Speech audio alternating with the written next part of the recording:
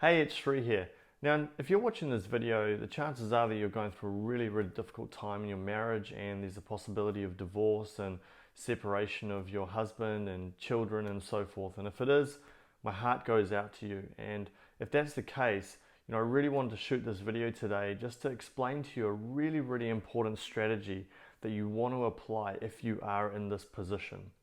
Now, if you're going through a really difficult time in your marriage and you're potentially losing your husband and splitting up the kids and so forth, your brain is naturally going to be in that place of survival. It's going to want to figure out how to protect, how to preserve, how to make sure that you hold on to the very thing that you've had for such a long period of time. Now that's very normal. The problem is though, is that when we get into that place, we don't have clarity. And we're always focused on what we're potentially going to lose rather than what we could potentially gain. Now, you might be sitting there and going, well, what can I gain out of a situation in terms of losing my husband or my family and so forth? And I'm not necessarily talking about the gain in terms of, another relationship or anything like that. What I'm talking about is the gain of an opportunity to actually improve things, an opportunity to make things better, an opportunity to grow within you as well. Now, let's just think of a scenario here for a second. If I was to say wake you up in the morning, knocked on your door at 3 in the morning and said, oh my God, guess what? You'll never believe this. You can get 4 brand new tires from the local tire shop. If you go right now, you can get 4 brand new tires just for free. No questions asked. You just need to go there and grab them right now. You'd probably look at me and going, oh, what are you waking me up in the morning for? This is crazy. I don't care about those tires. However, if I woke you up and I said, oh my God, someone's stealing your tires right now, someone's stealing your tires, you'd immediately get up, you'd call the police, you'd do everything you could to try and protect those tires. Now we have to think about this for a second. One is gaining something and one is losing something. And so immediately the very thing that we're going to take action on is the thing that we're about to lose. And once again, very normal, very natural, but if we're actually really smart about this, especially in a marital scenario, if we're really smart about this, we can use this as an opportunity to grow, an opportunity to get better.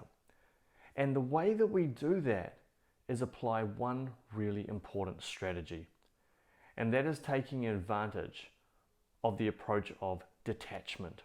Now, when I'm talking about detachment, what I'm meaning here is that we're not saying, don't care about my marriage, don't really care about my kids, just whatever happens, I'm not really fussed, I'm just giving up. That is not detachment. Detachment is basically saying, I want this outcome over here, but I also acknowledge that this outcome over here, or this outcome over here, or the whole range of outcomes that could possibly happen, all of these outcomes are a possibility, but I'm not attaching myself to any one particular outcome.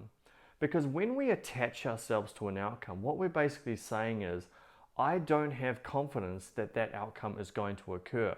So what I need to do is obsess over it and to do everything in my power to make sure that I get that particular outcome. But when we do that, what we're doing is we're coming from a place of fear. We don't have the confidence and the faith that it's going to unfold in that particular way. And if we come from that place, we're going to try and control every little step. And if we try and control every step, the fact is that in life sometimes we can't control everything. And so if we try and control every little piece of the puzzle, then we're going to actually tamper and impact the ability for that outcome to occur. Because it's almost like if you're cooking something in the oven, and rather than just putting it in there and trusting that it's going to cook over 20 minutes, half an hour, whatever it is, you keep opening up that oven, you keep looking and you keep looking and you keep looking every couple of minutes. What does that do? It impacts the ability for that item to be cooked. And it's the same thing when it comes to our marriages. Now I want you to have a think about something. When you've made decisions in the past and they've worked out to be really good decisions, were they decisions that came from confidence and faith and trust? Or did you find you made some really good decisions when you were in this really fearful and paralyzed position? My guess is that you probably made better decisions when you had more clarity, when you just took a little bit of time to step away and to think about things and to mull over things, and then ultimately made the right decision in that moment in time. Now, there's a couple of reasons why coming from a place of detachment is really, really important. The first is that it allows you to transition from fear to faith. If I come from a place of knowing that I want this outcome here, and I just know it's going to work out, I have faith in it, then I don't have to be so attached to it because I just know it's going to unfold.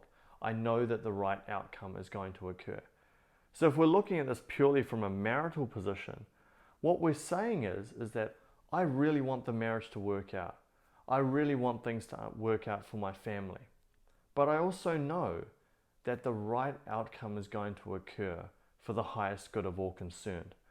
Now, that sense of faith can come from your belief in God, it could come from your belief in yourself, it can come from a belief in the universe, it can come from a belief in something, whatever that is. And I'm not here to tell you what to believe in. It's just whatever feels right for you.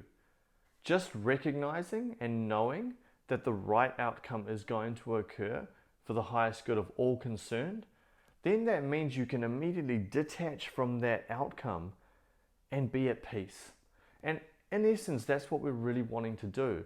And the reason why getting to that place of having faith and being at peace is so important is because it allows us to do the second thing, which is make decisions from a very grounded place. You know, this is not about saying I need to give myself time to make decisions or I don't want to make impulse decisions or anything like that. It's about making decisions from a place of inner peace, of trust, of faith, and just knowing that it's going to unfold for your highest good. And if you just think about this for a second, in a marriage, if you're in a place where you just feel grounded and you feel safe and you feel secure in your own self, then how are you going to adapt your communication to that person? How is that going to impact your ability to make the right decisions for your future? It's going to have a huge impact because you're not coming from fear anymore. And when you're emotionally centered and grounded, then naturally you're going to change your tonality, your body language is going to be different, you're going to speak different words, and if you're in an angry place and you're going to just go out there and just get angry and be annoyed and say something that you'll probably regret in the long run, it's all about staying grounded.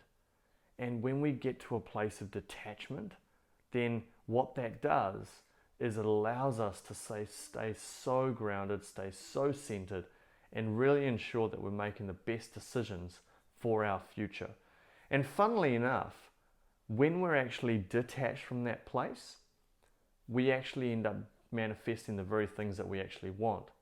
I can't tell you how many times I've spoken to clients who have said, Sri, I got to a place where, I just felt like I just knew that I was going to be okay, and I wasn't like grasping and trying to cling on for dear life for the very thing that I wanted so desperately. I just knew that I was going to be okay. And strangely enough, my husband came back to me after that point. And this applies to all areas of life.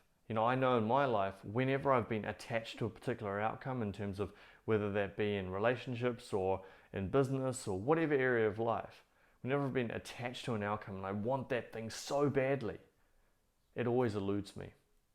But when I'm just in a relaxed place and just know, I do desire that, but I also know that I could get something totally different that will be even better for me, I always end up getting the very thing that is perfect for me in the long-term view of my life. It always works. You have to trust that. And there's a lovely saying that a spiritual teacher, Shakti Gawain, once said, and you can use this as an affirmation. This or something better now manifests into my life in totally satisfying and harmonious ways for the greatest good of all concerned. If you can say that regularly and really get into a practice of that, you will then slowly step into that place of faith. And I know that in marriages, it's an extremely emotional situation, especially if you've been there for a long time. I get it. I so get it. And I hear about the challenges every single day. But I really want you to understand that if you can really have the courage and the strength to be able to step into this place It really is an empowering place. It's a wonderful, wonderful mindset shift that you can begin to apply immediately. And once you do that, I promise you that over time you will slowly start to feel more relaxed, more grounded, step more into faith rather than fear, and really ensure that you make the best decisions for your future. Now, just quickly in the comments section below, I'd love to hear about whether you've been able to apply detachment in your life and how that's actually impacted your life and gotten you the things that you really want. Just write your answers below and I'll make sure I respond to them as well. Now the question is how do we actually go about staying in detachment? Well, the first strategy that you want to begin to apply is start living in the present moment. You know, whenever we're in fear, whenever we're anxious, we're always thinking about the future or the past. We're never in the moment. So you really want to take some time out and really start living in the moment. When you're with your kids, be present with them. Don't be thinking about other things. If you're at work, be present at work. If you're with your husband, be present with him. If you're going for a run, be present in that moment. Whatever it is that you're doing, stay in the moment. Because here's the thing. Has there ever been a time in your life that hasn't been the present moment? I just want you to think about that for a second. Has there ever been a moment that hasn't been the present moment? And if you answer this honestly, there never has. And there never will be. We're always in the moment, but our brain will always gravitate towards something that's in the future or the past. But we physically are always in this moment. And we need to spend more time living in this moment because that's where we experience true joy, and fear and anxiety will be stripped away when you're in this moment. Secondly, remind yourself to repeat that affirmation that I mentioned before. This or something better now manifests into my life in totally satisfying and harmonious ways for the greatest good of all concerned. Now the third step is to make sure we step more into the energy of compassion. When we recognize that people are fundamentally trying to do the best that they can and are doing something for the positive gain of something, then we acknowledge that people are doing the best that they can with the resources that they have. It's something I really believe in. And I know that there are some behaviors out there that we look at and we think they were out there to try and hurt me and so forth. But even in those instances, what they were trying to do was protect themselves by doing something that they felt was actually going to give them a positive benefit. And whether that might mean that they tried to say something bad to you to bring you down so it makes them feel superior, then what that does is it makes them feel better. Even though we know that's the wrong approach, and even though we know that that's not something that is a sustainable approach in any way, and we don't want to condone those behaviors, what we want to recognize is that person is wounded. And when they're wounded, they do stupid things and they say stupid things. And what this does is, once again, it allows you to stay in a more of a grounded place because you recognize that people are acting from their wounds rather than acting from a place of clarity. So if we take these three approaches and begin to implement them immediately, it's going to allow us to step more into faith. It's going to allow us to step more into a place of being grounded so that we can make the best decisions for our future and that we know that the right outcome is going to occur, and then we're not sitting there attached to one outcome. Because when we're in that place, we're guaranteed to feel fear, and we're guaranteed to make sure that we make poor decisions moving forward. And I don't want that for you at all. Now, I know that when you're going through a difficult time such as what you're going through at this moment, we often face those thoughts of, I'm not sure if I can do this on my own. I'm not sure if I'm able to get the results. Maybe other people can, but I can't. I can tell you right now, you absolutely can. Sometimes we just need a little bit more support along the way, which is why I've got my Authentic Relationship System training program, which is an amazing program there to help you to not only grow you, but use that foundation to be able to grow your marriage and really create something that's absolutely extraordinary in your life. I want that for you, and I'm here to support you every step of the way. And not just me, but have this beautiful community of women who are going through the program who've been able to make some remarkable shifts and have shown courage in spades. And I know that they'll be a huge inspiration for you, and I know you'll love to connect with them as well. So if it's something that feels right for you and you want to learn a little bit more about it, then I'd love to hop on a call with you just to see if you're a good fit for the program and whether it feels right for you. So all you need to do is in the description section below, just click on that link where it says book a call with me. Just click on that link, fill out the short application form, and then I'll be there to support you, and we can learn a little bit about where you are now, where you want to get to, and how we can bridge that gap in the shortest possible time. I can't wait to be of service to you, so make sure you click on that link below before the distractions of life get in the way, and really put your time and energy into creating an extraordinary future for you and your family. Thank you so much for watching this video. If you've liked it, make sure you hit the like button below. If you want to get more videos like this, make sure you hit the subscribe button, as well as that clicking on that bell notification so you get notified every time I upload videos every single week.